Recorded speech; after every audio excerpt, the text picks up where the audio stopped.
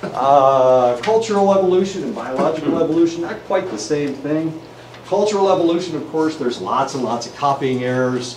When people first started listening to K-pop, they realized, wait a minute, they're trying to sing like people in the United States. They're even singing in English. ABBA, those guys are Swedish, and how many records did they make in Swedish? Well, actually, they made the same number of records in Swedish that they did in English. It was just that English is more of an international language than Swedish, that only Svenskas can understand. So a lot of copying errors. Sometimes things don't translate quite right. So there's just tons and tons of different copying errors. If you go to Walmart and buy Great Values, isn't that their brand, Great Values? Okay. They have Great Values brands for just about everything. Then you take it home and you open it up and you go, this doesn't taste like Del Monte. It doesn't quite taste the same, right? Does it ever? Yeah. When? What? Tell me what. Because it's cheaper. But sometimes it happens. Copying errors are rare, of course, as far as mutations are concerned, and that's one of the reasons why most humans look just about the same. We're all just about the same. We look the same, we act the same, we are almost the same. Genes pass slowly, of course. Those of you with children, you've passed your genes to that child. So has your spouse. Your spouse's genes have been passed to that child as well. In order for there to be a mutation, of course, something interesting needs to happen.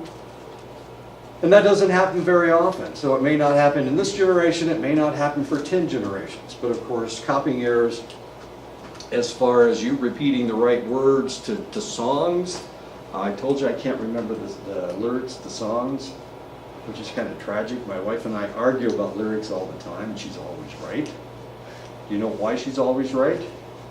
Because she cheats, okay? She cheats. In the old days, they used to put all the lyrics on the back of the albums, and she would buy the albums. That's not fair. You got to listen to what they're saying and then try to interpret what they're saying, because sometimes they're saying it sounds like they're saying something else. Okay, which makes it kind of funny if you think about it. So copying errors are fairly common. Culture passes horizontally from one person to another that they come in contact with. A good example would be the traditional traditions. If you're a Tuba City person, your family may have told you one thing. If you live in Crown Point, your family may have told you something totally different. It's not exactly the same. So people do things a little bit differently. And so those errors are fairly common because they're horizontal and people are told different things. Cultural evolution can be very rapid, of course. Look at the way things have changed. What's the most popular video on YouTube? Does anybody know? The most popular video on YouTube turns out to be Gangnam Style by Psy. As odd as that sounds, I know, it's been out for what, 4 years now, 5 years? It's been listened to, it's been watched over 1 billion times. I know, exciting, isn't it? So these things can be very, very rapid. Almost the entire song is in Korean, yet Americans listen to it all the time. It's a very, very popular song in the United States. As odd as it may seem. I like the song myself. He's kind of, and that dance he does is kind of exciting, I guess. Then all of a sudden this white stuff comes blowing through the air and everybody gets it in their mouth and he's going Gangnam Style and the ladies are going which I think is just hilarious. That little kid, he's like this tall and he's just dancing up a storm right at the beginning of the video. Fun stuff. While genes have to be adaptive to be repeated, cultural ideas do not have to be adaptive. Sometimes they can be maladaptive. A lot of things are maladaptive. I was listening to Crazy Rich Asians, the book, on my trip back here from Iowa, and it was about a 15, 16-hour book. So I listened to that the whole time. So I've been listening to Chinese accent for the whole trip almost. I can't do it. I'm not a very good Chinese accent la. At the end of, you know, the Canadians, when they say something, they say a at the end. Well, and the Chinese say la at the end of their sentences. So it was like at the end of every sentence they were saying la. It's really kind of interesting. Anyway, it can be maladaptive, and here all these very, very wealthy Asians are accumulating and spending just masses and masses of money, and you think, well, what a waste, just a tremendous waste. I mean, they're buying Bentleys and they're buying 57-carat diamonds and just ridiculous things for no reason at all, just to impress other individuals. And you're thinking, how maladaptive is that? I mean, you could take that diamond that they spent $47 million on, and you could, well, my goodness, you could feed a lot of people, a lot of starving people, but here they are, they're just this conspicuous consumption, and it's constant.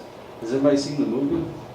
Evidently, it's the most popular movie here lately, the last 2 or 3 weeks. No? Go see the movie. I'm just dying to find out how in the world they ever adapted that book. It was a monster book to the cinema. There are other maladaptive things that happened. When Europeans first came to the Americas, of course, they dressed up in a lot of clothes, and here they were. It wasn't always very adaptive for them to be in all those clothes and whatnot. Not only that, but they had very slow weapons. Their rifles were, they didn't have rifles back then, they were all muskets. But it took them a long time to arm those things. And of course, if they're fighting against somebody that's shooting a bow and arrow, he can put 5 arrows in your head before you get your musket reloaded. Anyways, it seems fairly maladaptive. Even maladaptive ideas can spread, as with the headhunters of New Guinea. Half of them died due to a degenerative disease, Jacob Creutzfeldt disease. It's a wasting disease, and they were headhunters, so they ate their enemies. When they did that, of course, the reason they were able to catch them and kill them and eat them was because they had this disease and they weren't able to escape. Well, after they ate them, then they actually got the disease themselves. So half of them died because they were eating the wrong people. That's kind of tragic, right? We did. Anyway, as you can see, because they were diseased, they died of these diseases. The dynamic social impact theory posits that individuals come to influence each other, and they do so primarily in terms of how often the individuals interact, which ultimately leads to clusters of like-minded people who are separated by geography, cultures in other words. And so we are doing this right now. We are creating all of these cultures online with Twitters and all that other stuff that people, Facebook pages, people that don't have anything to do with one another. They're actually adopting each other's cultures by being on all of these on all of this social media, and it's creating these artificial, superficial cultures. So who do you interact with more? When my wife is on her Facebook page, she doesn't talk to me. I'm not part of her culture, and I'm not one of her Facebook friends. As it turns out, I'm not her Facebook friend. So who's she interacting with more? Her friends in Montana. She's got friends in Montana. She's got friends all over. She's got Air Force friends. She's got friends all over the place, and they have created this really interesting culture, and they're pissed. They're really upset about politics. They're really upset about politics. So all of them have become politically active. All these rabid women have become politically active. My wife called for a select party last night, and of course I was trying to get a hold of her, and I couldn't get a hold of her because, well, she was calling for a select political party because she's mad. She's really upset with what's going on politically. And all these women are doing the same thing. Even women who have never voted before, here all of a sudden they become politically active. And they want to elect other women because women aren't stupid like some men are, not all men of course, but some men are kind of stupid. Nobody said I've been stupid up to this point. I'm not sure if my wife thinks I am or not. I'm not her Facebook friend, so I don't know if I'm stupid or not. Norms develop among those who communicate with each other regularly, and of course, this is the assumption of the Trump administration. He has a Twitter family of 54 million people, and he assumes that whatever he tells them, they believe. So, and that's kind of exciting if you think about it. So they have created a culture. They have created a community, and he feels that he can say just about anything. As a matter of fact, he said something really not real bright this weekend.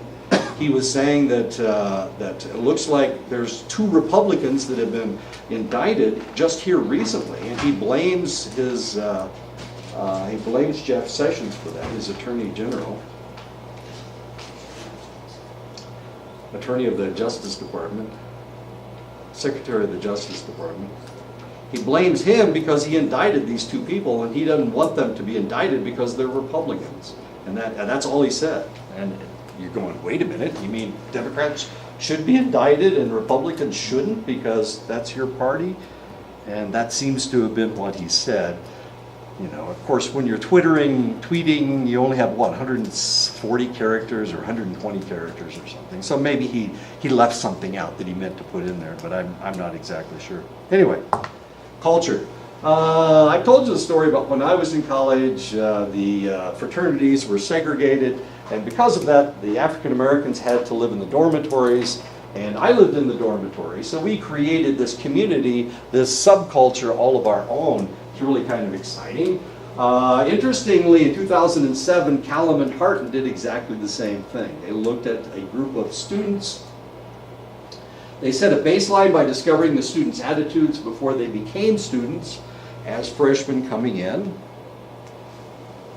The researchers discovered that the students that lived in the same dorms and ate in the same dining halls maintained similar attitudes, no matter what attitudes they had before coming to school. So they changed their way of thinking. This is what happened to me. When I was in high school, I was fairly conservative.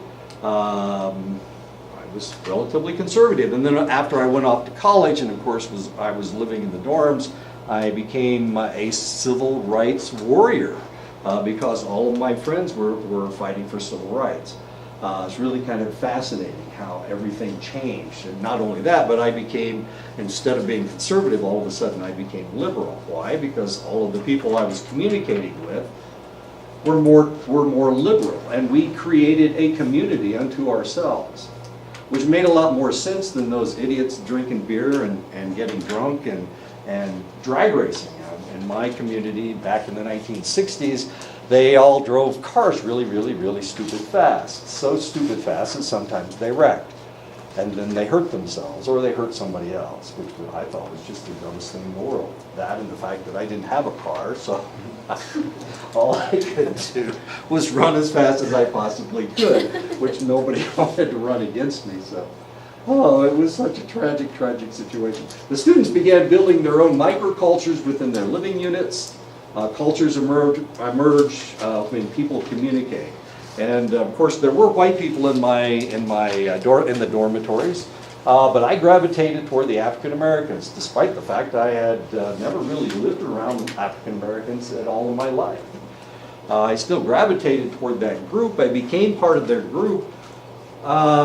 They made me a member of the Malcolm X Society, and I was the only white guy in the society, as strange as that may seem.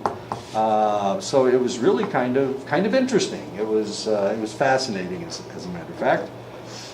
And other individuals, of course, other white individuals, they were afraid. They were afraid of black people because they'd been around them during their lives, and they thought that they were dangerous people. I hadn't really been around them that much, and when I had been around African Americans, They were perfectly nice to me, so I didn't understand.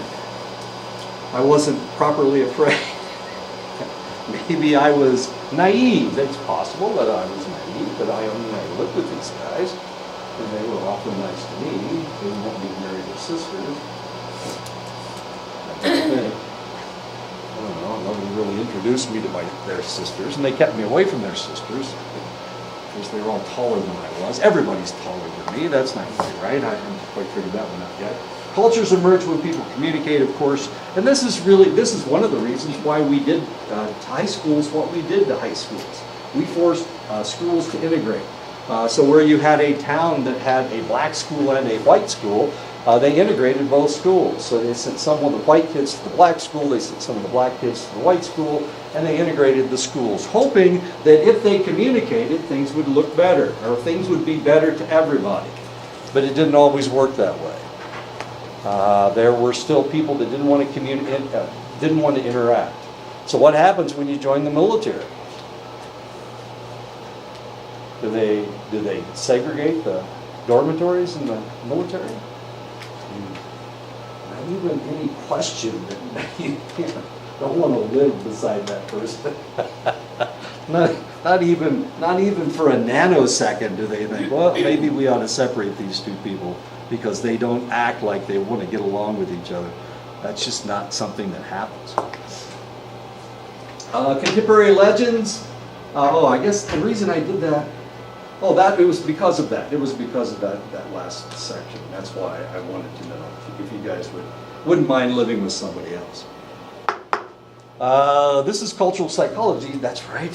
So one of the things you have to do is to read about another culture. And the reason I want you to read about another culture, as I keep telling you, is so that the more knowledge you have about another culture, no, that's not right. By comparing your culture with another culture, you actually learn a lot more about your own culture. That's the reason I want you to learn about another culture. And like I said, any culture you want. Another tribe. I find it fascinating that so few of you guys will try to interact with another tribe. It just seems kind of odd to me that you're not more knowledgeable about other American Indians. It seems a little odd. I don't know. Haven't figured it out yet. So does everybody have? What do you think of that book? You need to look at it. Yeah, I did. Okay. What do you think? Pretty good. Okay. You want to try it? I'm more interested in Cheyenne. Oh, Cheyenne. Okay. Let me see what I can find as far as Cheyenne. They're kind of, how can I say this? A lot of the stuff that they do is like secret shit. Okay.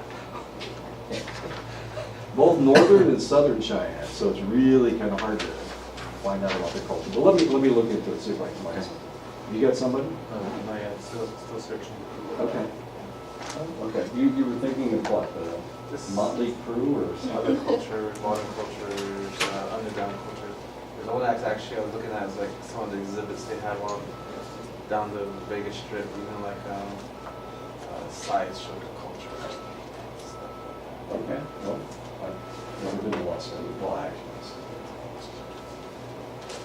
I didn't gamble, okay? I don't gamble. I think it's stupid. I'd rather give you my money than give it to Donald Trump, the bastard. Oh, that one, the bastard, is the president. He doesn't have any Any ideas yet? What is the game? Chinese? Chinese? Okay. You might try Crazy Rich Asians. It's about a lot of different Chinese structures. It's about Chinese in Singapore, but they also talk about the filthy rich in Hong Kong, and then the people coming off of mainland China. It's really fantastic. Any ideas?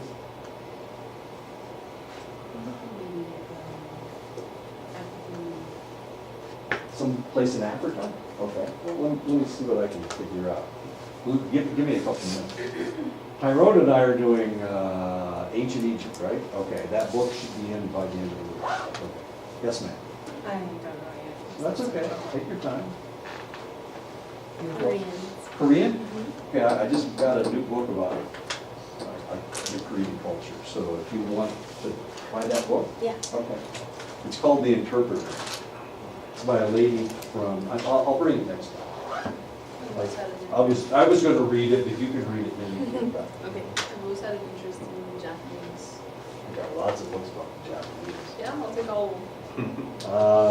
One of them's like 1,500 pages long. Well, not all of them except that one. All of them, that one. Yeah, I'll bring you one next time. Thank you.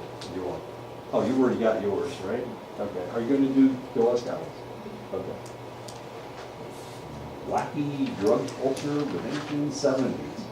Any ideas? Nothing? Yeah, keep thinking. All right, just an idea. Okay, so that's what we're going to get into next time. What? No, we're not. So I have to bring my Korean book. I need to bring my. I've got a book about China. Let me look at it. I've got one called. Did you see the book called Big Breasts, Wide Hips? I know it sounds pornographic, but it's not really pornographic. They don't do that pornography stuff.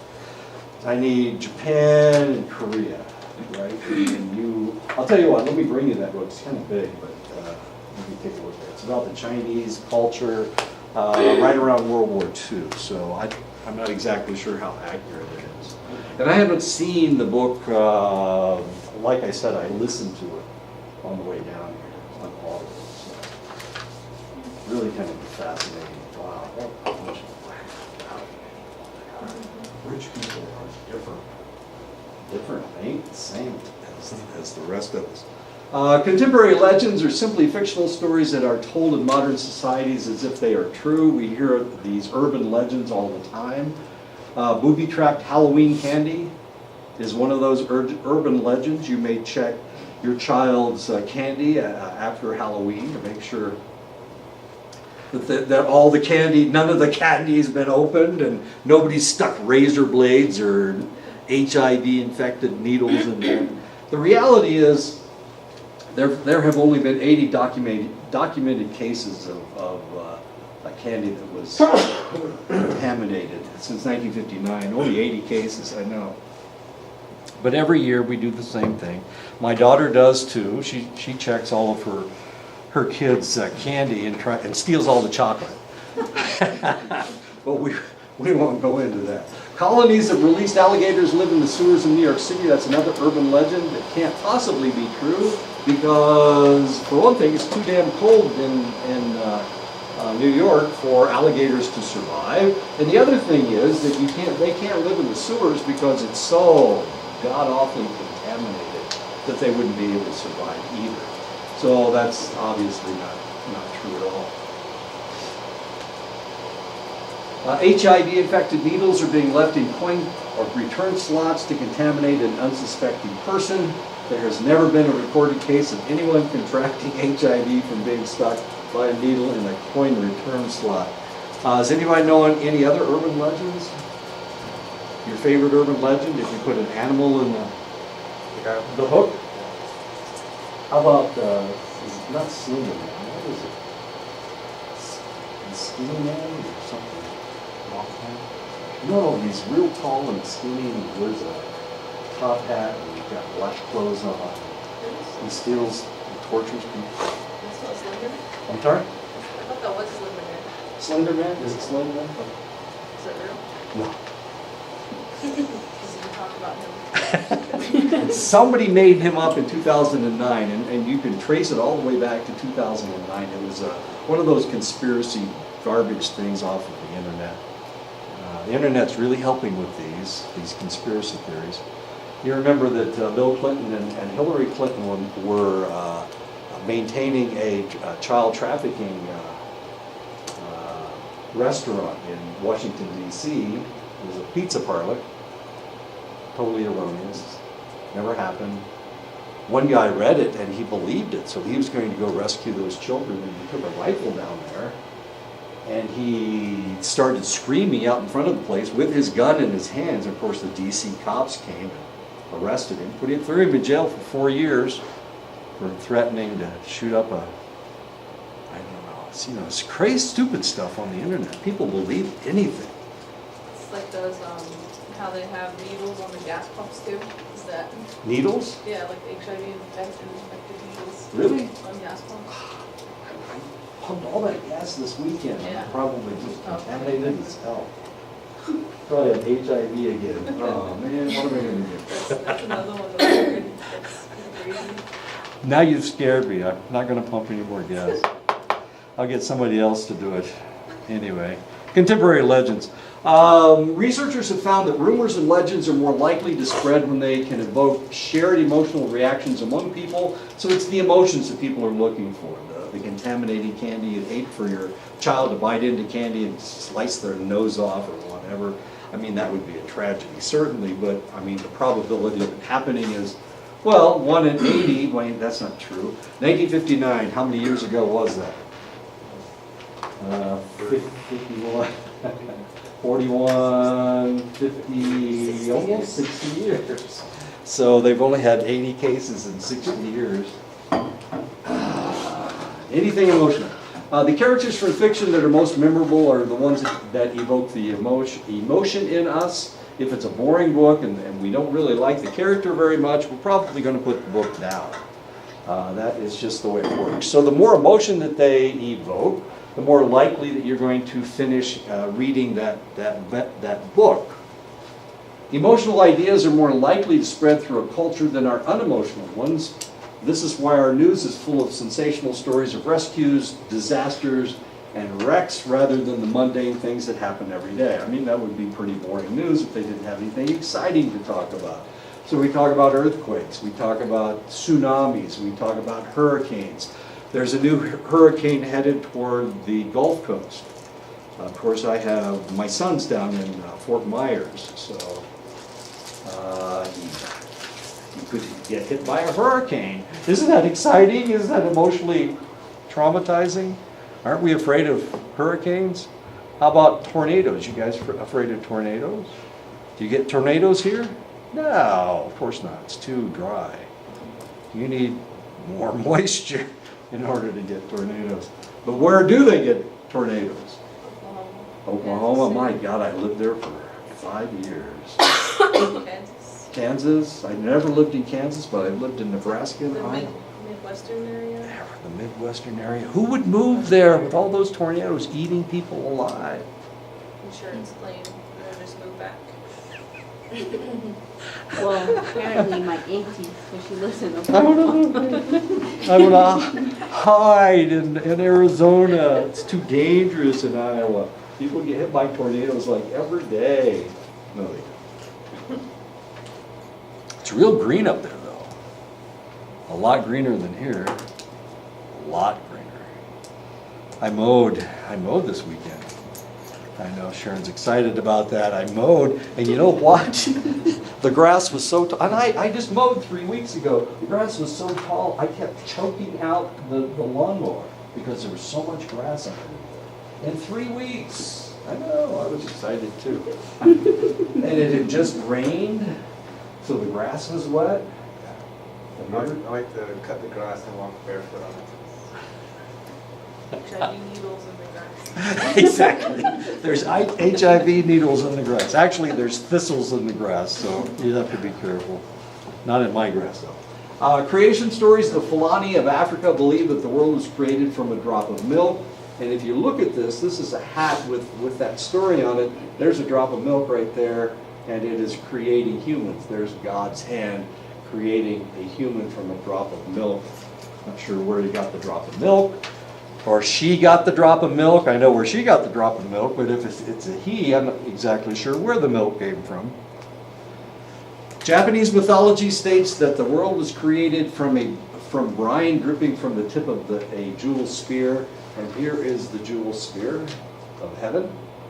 And he is creating earth. And everything on earth, whoever he may happen to be. And there's his girlfriend standing beside him watching him do whatever he's doing. Judeo-Christian belief states that God created heavens and earth in 6 days. There you go. And on the 7th day he rested. And that's on a Sunday, I guess. He had a calendar. And they already had names for all the, all the days. Maybe not. I'm being silly. The kinds of stories that are especially likely to persist in our memories are ones that contain a few minimally counterintuitive ideas. Minimally counterintuitive means that they are statements that are surprising and unusual in the sense that they violate our expectations but are not too outlandish. I guess this isn't that outlandish. It's a guitar boat. They have cigar boats, why not guitar boats? It still seems relatively seaworthy despite the fact that it's got a blunted front end. I guess you can sail a boat with a blunted front end. But anyway, ultimate counterintuitive in itself. You wouldn't think that it would go very well, or that you could steer it very well, because I don't like the water because I can't swim. Does globalization mean that we are destined to all become citizens of a homogeneous world culture? Are we all going to start listening to K-pop and dressing like the Japanese schoolgirls and start talking with a Russian accent? And is everything going to change? They have written stories about this in the future, where languages become melded together, and it's the internet that has created this culture. And so some of it's Spanish, and some of it's Mandarin Chinese, and Cantonese, and English, of course, is a very popular language. But what is the probability of this happening? During the Clinton administration, we first started talking about this whole globalization thing because in 1993 they invented the internet. So the internet started to expand amazingly fast. And so anybody could communicate with anybody else. Not just emails. Now all of a sudden we've got Facebook. Before we had Facebook, we had MySpace. MySpace? Was that what it was called? Yeah. Okay. Obviously I wasn't on MySpace. MySpace has gone by the wayside. Facebook seems to be dying for some reason. So all of these means of communication that we thought were going to pull us all together have actually not done that, especially Facebook. Last time I was on Facebook was during the election in 2016, and there were people that were saying really nasty things because I'm not as conservative as they are. And they were screaming that Donald Trump is the savior of the world, and and that Hillary Clinton is the devil. And if I voted for Hillary Clinton, I was actually voting for Satan, which I thought was kind of fascinating. Didn't know Satan was running for president, but evidently she was. Anyway, so that's the last time I got on Facebook, and I haven't been on Facebook ever since. I had like 135 friends on Facebook, and before the end of the election, I had in double digits. I had lost my triple digits, and I had lost that many friends that were really upset because I wouldn't agree that Donald Trump was the prince of all men or whatever. It's really kind of interesting. I had one guy that said that if he ever saw me in Indiana, he was going to shoot me with his deer rifle. He never did. I was there twice after he said that, and he didn't shoot me either How many time. gunshots here? But somebody left me a message here with 3 gunshots on it. I thought that was kind of interesting. We'll see what happens. I don't know. Have you got your pistol, Sharon? Was that you? No, I was just curious. So is globalization actually going to happen? And one of the things we're discovering is no, it's not going to happen at all. We thought that we were going to become friends with the Russians, with the old Soviet Union. Soviet Union collapsed in 1989, 1993 they invented the internet, and now all of a sudden we're getting all this Russian pornography, thinking, well, gee, everybody looks the same, everything's going to turn out so that everybody's great friends. During the Soviet era in Russia, if you wanted something from a Russian, you could trade them pornography, you could trade them a Playboy, and they'd give you just about anything you wanted. Belt buckles, buttons. That's what they told me when I didn't try to trade anything, but my friends did. as they were going through the checkpoints, the Russian checkpoints, they trade them playboys or hustlers. They really liked hustlers. They a little bit more skin, I guess, or obvious or something. I don't know. Anyway, you could trade them a hustler for belt buckles, like Russian belt buckles. I'm sorry, Soviet Army belt buckles, which was kind of exciting. Now we know that, wow, Russians, they hacked our last election, and they may be hacking our election this year in 2018. So everybody has to vote, and vote however you want to. Don't worry about the Russians. We'll figure out whether the Russians are cheating in the future. But they ain't our friends, are they? And neither are the North Koreans. Donald Trump said that he was going to go to North Korea and make Kim Jong-un his buddy. And what is Un calling him now? He calls him a gangster. Donald Trump is a gangster. I know, it's kind of exciting. Anyway, so no, that's not what's going to happen. There's too much tribalism in the world. There's too much us and them. And you can, if you think of all the people that you don't like, or the classification of people that you don't like, there must be somebody out there. Having been in the military, the people that we didn't like were communists. Well, there are hardly any communists left in the world. No, that's not true. All the Chinese are communists. That's not fair. There's what, 1.5 billion of those guys?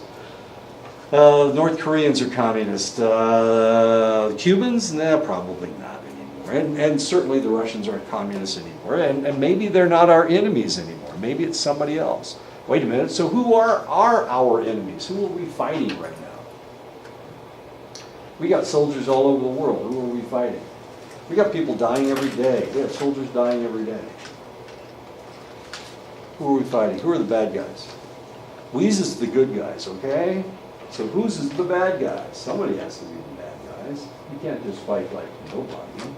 You gotta have somebody to fight. Who's the bad guys?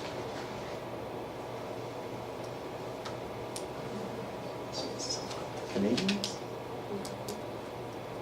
He said something really mean about the Canadians over the summer, didn't he? The president doesn't like Canadians. He wants to do away with NAFTA. Are they our enemies? We're going to start shooting Canadians in the street? You can figure out who they are. They always say A.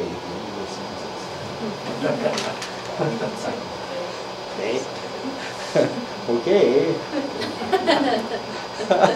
So who are the bad guys? Well, I know we've got bad guys out there. Al-Qaeda. Al-Qaeda? ISIS? The bad guys. People in Afghanistan must be, the Taliban in Afghanistan?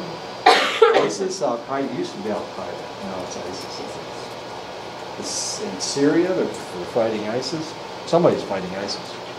Anyway, there's too much tribalism out there. And we do have enemies, and it tends to be the Islamic terrorists, or at least that's what our definition of them is.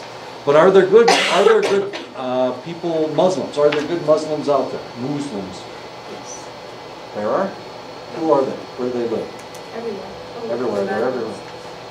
So how can we tell the good guys from the bad guys? They're shooting at us. The bad guys shooting at us. Sounds like what they told us in Vietnam. The guys shooting at you are the bad guys, okay? All right. Half the time it was our own.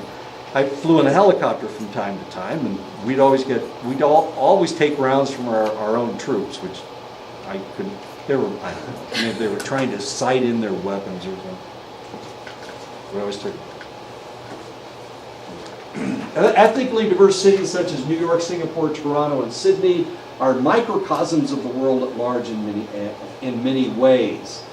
Each has many distinct ethnic enclaves coexisting within their boundaries. Thus, there are trends toward global cultural heterogeneity globally, while there is a trend toward cultural homogeneity at the local level. So if you go to Iowa, you're going to run into Iowegians. Those are people from Iowa. And they're all pretty much the same.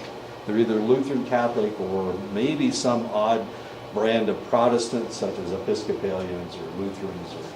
Wait a minute, they're either Lutherans or Catholics, they're probably all of German descent, except some of them are Swedes, Svenska, Scandinavians. So if you go to Iowa, everybody's pretty much, they seem the same. So it's pretty homogenous up there. Everybody has the same ideas. They're all farmers, and they're all pissed off about the trade war going on with the Chinese, because they grow a lot of soybeans in Iowa. And who uses the most soybeans in the world? The Chinese, as it turns out. They make soy sauce out of it. So they're real upset that the market in soybeans is all of a sudden going to crash. And it's going to crash pretty quickly as soon as this thing takes off, as soon as the trade war starts. Cultures that are individualistic include a variety of practices and customs that encourage individuals to place their own personal goals ahead of those of the collective, and to consider how they are distinct from others. And this is according to Trandis in 1989. So what we're looking for is how we are different from everybody else. We live in an individualistic society. So we're always looking for differences. Why am I different from you guys? Well, for one thing, I'm old. And you guys, none of you guys are old. My hair was blonde. It's not blonde anymore. It's pretty damn white. That makes me different. I'm shorter than probably everybody except Sharon, of course. Sharon and I are twins, except her hair is black and my hair is white. I'm male, she's female. Oh, jeez. I left my Iron Maiden sweatshirt at home. I left my Barry Manilow sweatshirt at home, so I didn't wear my shirt today. Unique practices in individualistic cultures. We track children in school. We track them as individuals. So if you think about when you were in school, they were thinking, well, maybe we'll advance them a grade. They wouldn't have advanced everybody in a grade. They would have just advanced the smartest kids. The kids that are having the most trouble, they may want to help them in some way or another. And we do this. We, as an individualistic society, we do this. We have a sorting hat that we put on kids, and we give them tests, achievement tests, the Iowa Basic test. All you guys take tests when you were in school? We took actual IQ tests. They gave us actual IQ tests. It takes forever.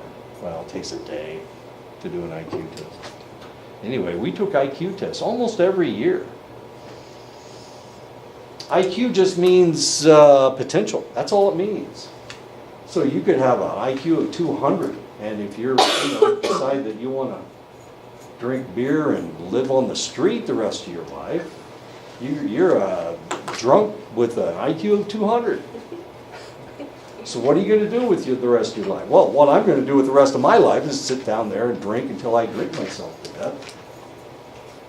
So it doesn't really mean that you're going to be successful. It just means you have the potential to be successful. That's all it means. I have lots of relatives with astronomical IQs, and they're all bums. I've got a relative with an IQ in the 180s, and that jackass has never worked a day in his life. He's fat as a toad. His wife works, and he doesn't. He's got like 5 kids, lives in a trailer on his mother's property. He's never done jack squat. He's waiting for the federal government to come and say, hey, you got an IQ of 180. You want to come and here, we'll give you $1 million to think about stuff. He's really good at Jeopardy. He gets all the questions right. He's really damn smart. He knows lots of stuff. He doesn't do anything with it. He's a bum. He might as well have an IQ of 12. He acts like a 12-year-old. That is big. He's big. He can barely get out of the door. He's so fat. His mother gives him stuff because he's so smart. He dropped out of school when he was in the 8th grade because the teachers didn't understand him. They weren't as smart as he was. So what does that make him? He's a bum, that's all he is. Despite the fact he's got an IQ of 180. My brother did almost the same thing, as an IQ of 160. You know what he did with his life?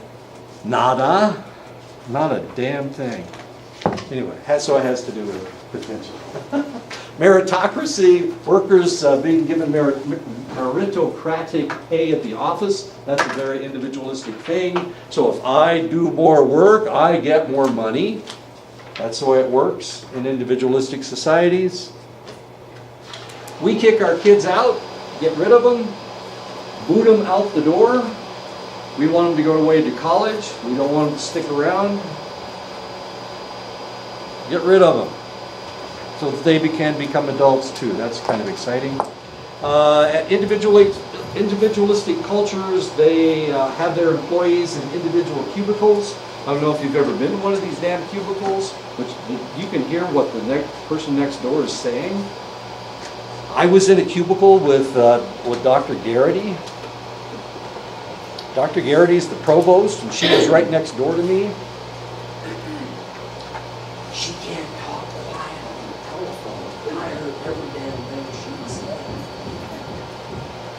That wasn't right.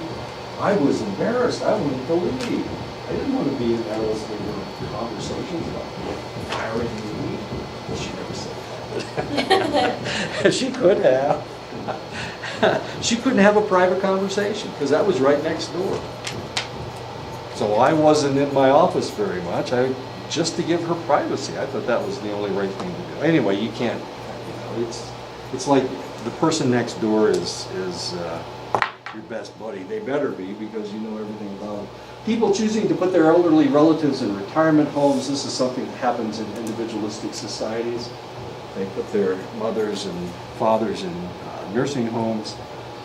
Collectivist society, totally different situation. Collectivistic cultures include many cultural practices, institutions, and customs that encourage individuals to place more emphasis on the collective goals than goals in one's own group. And of course, this is everyone has a John Malkovich face that they put in front of them, being John Malkovich, I guess. In collectivistic cultures, children sleep with their parents. I guess it's a form of birth control. I'm not sure if that works or not. Classes of school children being promoted together to the next grade, regardless of the performance of some individual children. So you know you're going to pass, whether you do well or not, because everybody passes. That's just the way it is. Not only that, but if you're one of the top students in the class, do you get awards? No, if you get a reward or an award, it goes to the entire class, not to you. They don't do that. Not the way it works. Marriages are arranged by their parents, and of course, if you read the book Crazy Rich Asians, that's what's happening in that book. And these individuals can't just marry anybody because they're deathly afraid that somebody's after their money. Everybody's a gold digger. Everybody wants to be them. Everybody wants to drive a Mercedes or whatever. What is that car that starts with it's really Maybach or Maybach? Is that what it is? I don't know. It's like $300,000. They just sold a car for $47 million. They only made one. It was some kind of Ferrari. Why would they only make one? They should have made two. Companies compensating their employees on the basis of how long they have been employed, and that's the way it works in Japan. You're not paid by how good you are. You're paid by how long you've been with the organization. Sounds like the military, doesn't it? So you got 1 or 2 stripes. You've been in the military for 4 years. You make the same amount of money as the guy next door. He doesn't do anything at all. He doesn't even work. That guy doesn't even do anything, and he gets the same pay that you do, and you're busting your tail to get everything done. Yeah, that's the way it works in the military. So the military is a collectivistic society. You don't get paid for the job that you do unless you're a pilot and you get flight pay. And if you go into combat, you get combat pay. Otherwise, everybody makes the same thing. When I was in the military, my job, there weren't enough of us, therefore they gave me a re-enlistment bonus. That's why I re-enlisted. They gave me a $10,000 bonus. And in order to get rid of my wife, in order to keep her from taking the kids, I had to pay her half. Oh, I paid her money to go away. Not a bad deal. Probably the best $5,000 I ever spent.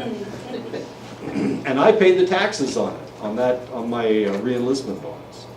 So I only got about $2,000. And I had the kids. She got $5,000 and blew it on parties and stuff. I'm not exactly sure what that stuff was, but I had the kids. Extended families living under one roof, that's what they do in collectivistic cultures. So you've got grandparents, you've got aunts and uncles, you've got cousins, you've got everybody living under the same roof. Many surveys reveal that Americans feel more financially pressed than before, even though real incomes have been rising and time pressures have increased as two-career families have become common. Putnam in 2000 speculates that individualism has increased about 10% in the United States. So we're more individualistic than we have ever been before.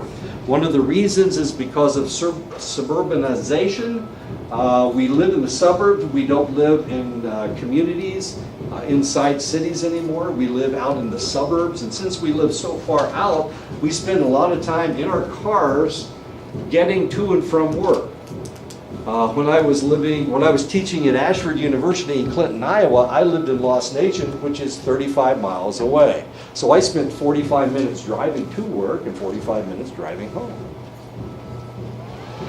So the people that lived in Clinton, which is where Ashford was, they'd get home in 5 minutes, and it took me 45 minutes to get home. And it was worse when it snowed. And if there was a tornado, no, there were no tornadoes.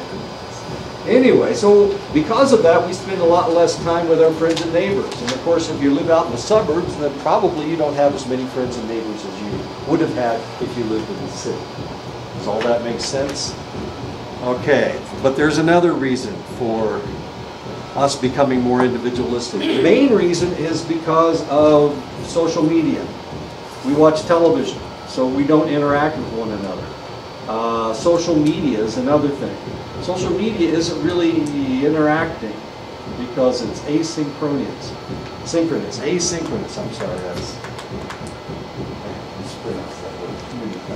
it's asynchronous. And the reason it's asynchronous is because if somebody emails you, then you email back the next day, or you email back whenever you get the email. Isn't that the way it works? But it's not like having a conversation with someone. And you can't say anything. You have to say, how long does it take you to type? And when you're tweeting, of course, you're typing with your thumbs. Isn't that the way it works? I don't know how to do it. I don't even know how to get a text message. Marius texted me the other day, trying to figure out what the hell he's talking about. Stuff, and I'm swiping stuff, and I just can't get it to work. So I called him. To ask you what the hell he was talking about. What are you talking about? I just sent you a picture. It's my son. Oh, okay. I bought him a bag of candy. I didn't buy him a bag of candy. I bought it for Marius, and Marius gave it to his son, and so his son was so happy that I bought him a bag of candy. He held it up in front of his face so I couldn't tell which one it was. He's got 3 boys. They're all identical twins except one wears glasses. They're not identical. They're 4 years old, 7 years old, and 10 years old. They all look alike.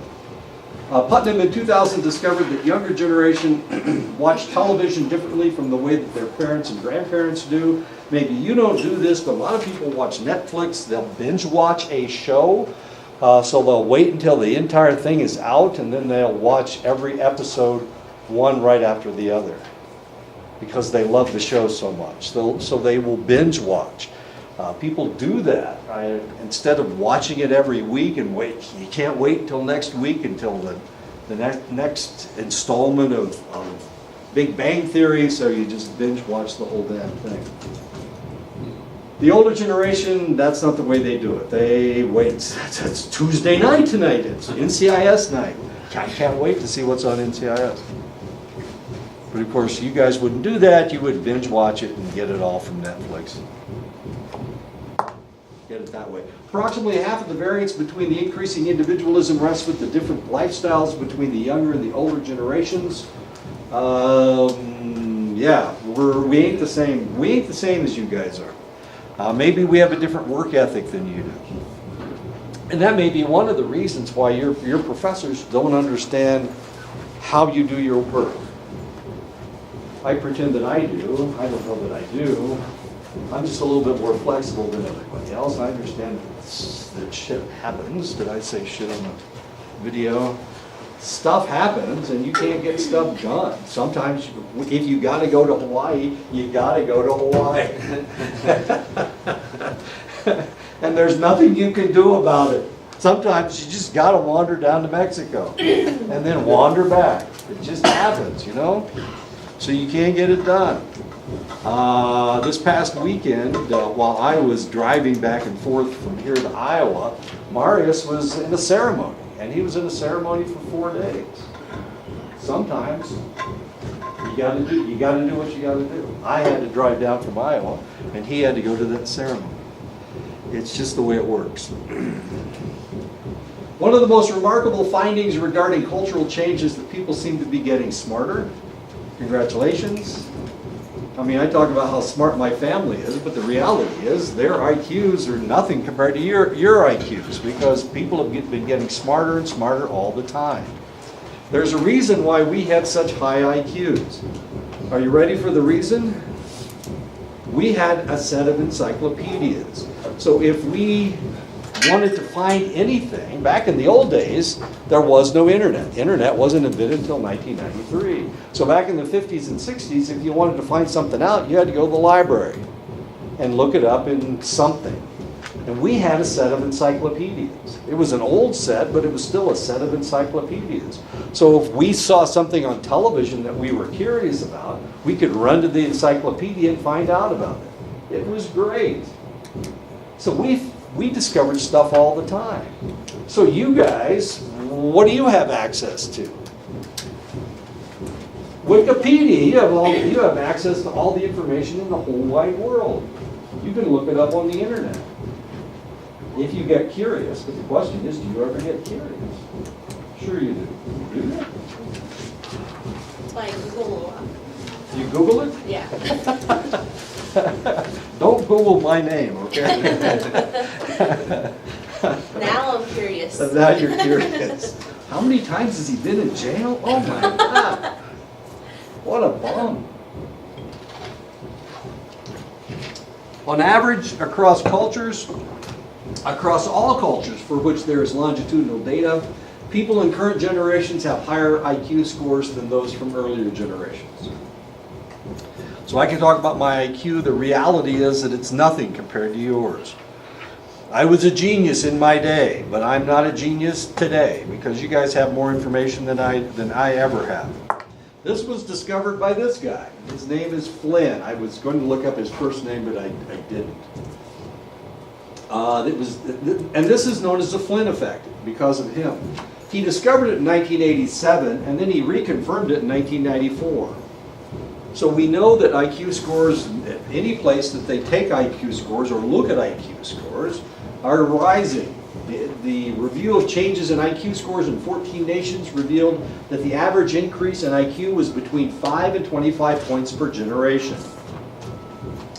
Now, if the genius IQ is the cutoff at 130, it used to be 120.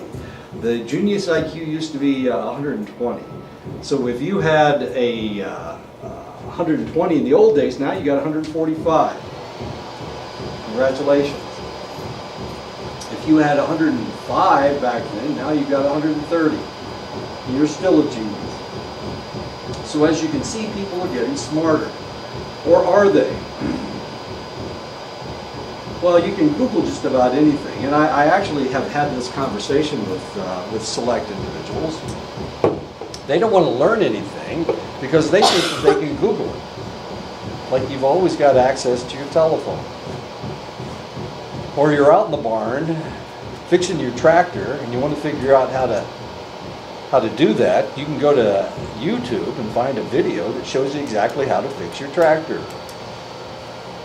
If you're someplace where you have internet access. Well, every place has internet access, doesn't it? Hell no. Hogan Housing barely has internet access. And it's really kind of strange. And I've got two means of getting on the internet, and half of them don't. I mean, it doesn't work very well. Not for me anyway. Sarah figured it out, but it's still tough for me. Marius steals my internet. Write that down. He steals my internet. He lives right next door. So I let him have my internet. Who's Marius? Marius Begay? Yeah. Is he a student? No, he's a professor. Oh. He's a history professor. Oh. I know, there's something wrong with that guy. Yeah, there's obviously something wrong. He, I needed to fly home, so he took me to his house, and he lives down in Snowflake. Do you know where Snowflake is? And I flew out of Showa on a plane with like 8 seats in it.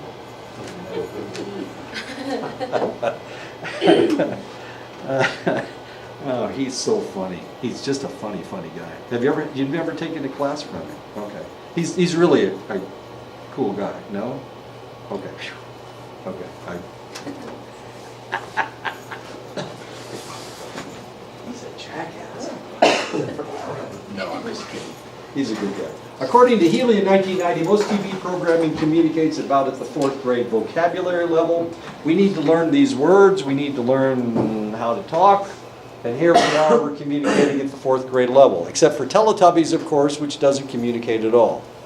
There's no words in Teletubbies, are there? I don't think there is. But one of them is gay because they've got a coat hanger over their head. Is that what it was? I don't know.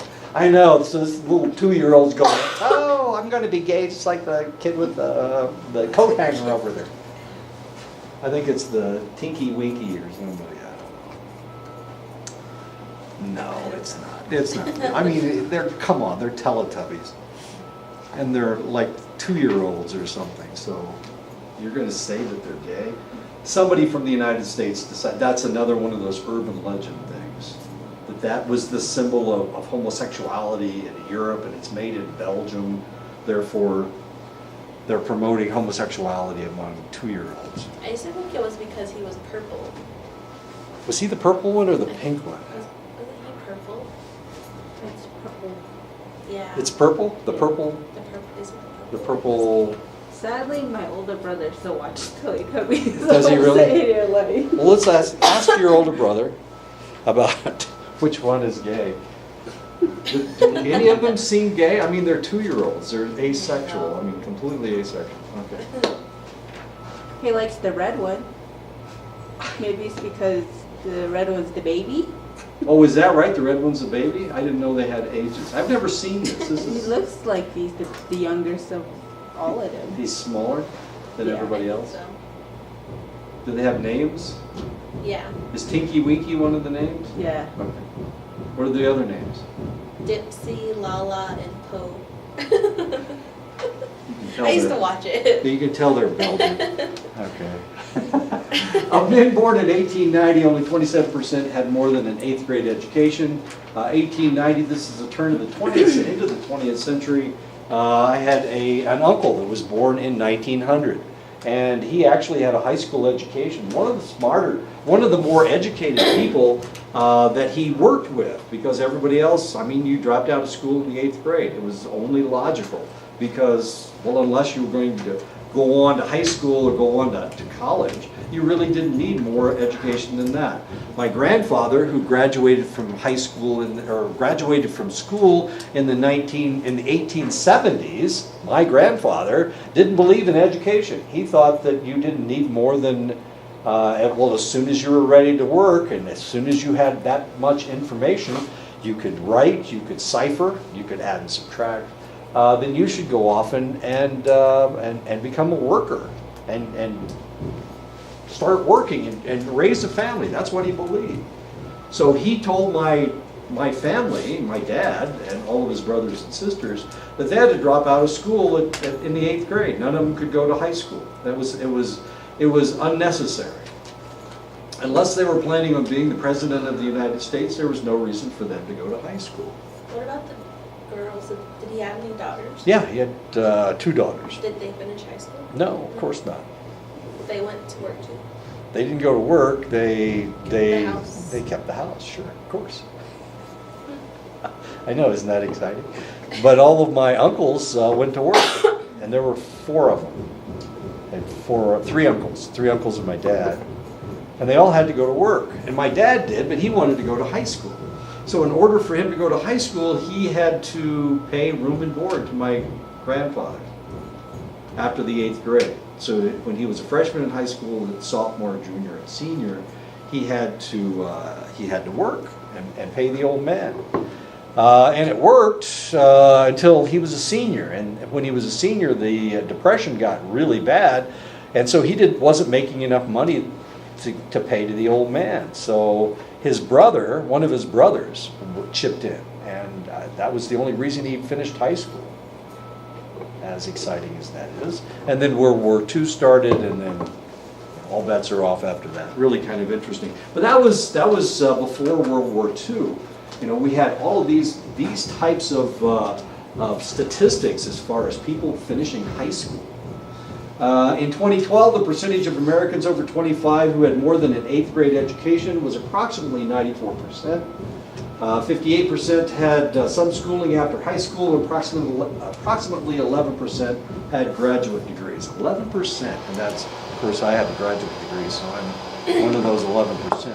Throughout the 20th century until the last couple of decades, people were able to get by with as little as an 8th grade education, and you could make really good money. In the town that I grew up in, it was a factory town, and people would graduate from high school and go right into the factory. And they'd start making whatever wages they were making, but some of them were into 6 figures by the time they were done. If they became a foreman, they started making 6 figures right away. So these guys were making big bucks, and they had no college education whatsoever. They only had a high school education. As a matter of fact, where I come from, they educated us to go into the factories. So when we took a class, we took drafting, we took, what else did we take? Woodwork, metal shop. We took all these shop classes. Strangely enough, we took all these shop classes. The girls took home ec. They had like home ec almost every year. So the girls learned to be homemakers, and the boys learned to be factory workers. And of course, if you didn't want to be a factory worker, you're SOL. The L stands for luck. But you're out of it. You're out of luck. You were expected to go into the factory, and you made not bad wages. So they were actually raising us to be factory rats, to work in the factories. So where are those factories today? They're gone. They closed in the 80s. Ronald Reagan closed them all. I know, he pretended that's not what was happening, but that's exactly what happened. So into the 1980s and into the 1990s, all those factories closed. So all those people that were educated to be factory workers, now they didn't have work to do, and they were really upset. So what did Donald Trump promise these people in the last election? He's going to reopen the factories. All these 60-year-old men that decided that education was unnecessary. These individuals, of course, went into the factories, and now those factories are closed and they don't have work to do. In the 21st century, it takes some college to get by, and there is an ever-growing proportion of obtaining graduate degrees. And that's, of course, where you guys are all headed to get a graduate degree in psychology, hopefully. Oh, sad, wasn't it? All those people lost their jobs. Societies are always looking for scapegoats to explain problems that they don't understand. In Europe, a frequent scapegoat has been alien religions, especially Jews. They hate the Jews. What's wrong with the Jews? And I keep asking this question, and I get no answer whatsoever. What's wrong with the Jews? Obviously, they killed Jesus. Didn't Nothing they? wrong. Well, they didn't really kill him. I think it was the Romans who killed him, but we won't go into whose fault it was. But the Bible, when they put the Bible together, of course, all this stuff took place, and then the Bible came together about 160 years later.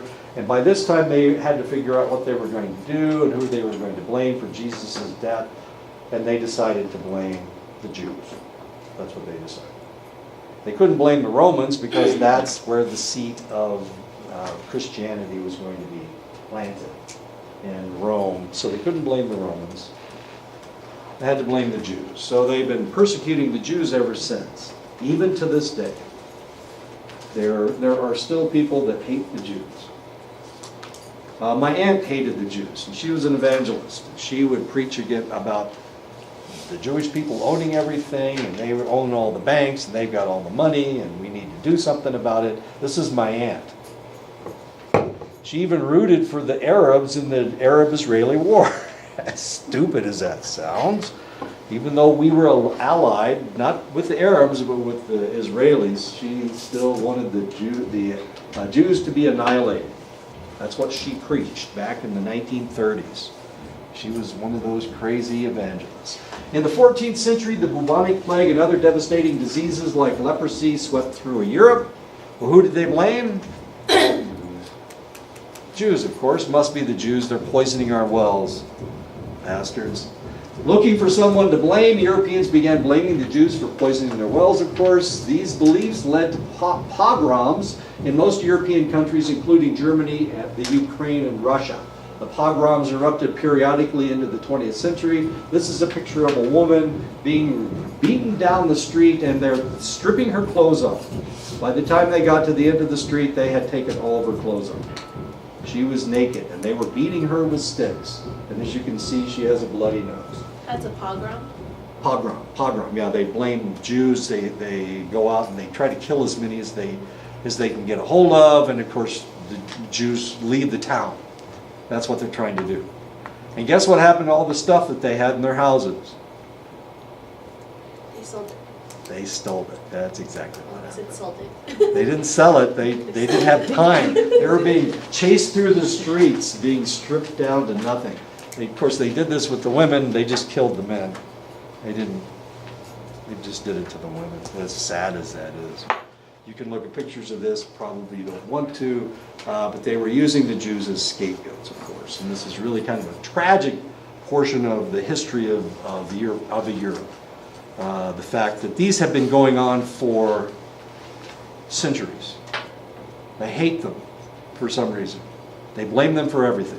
We need to stop right here. We'll pick this up. I apologize. She still has clothes on. The next picture she did have very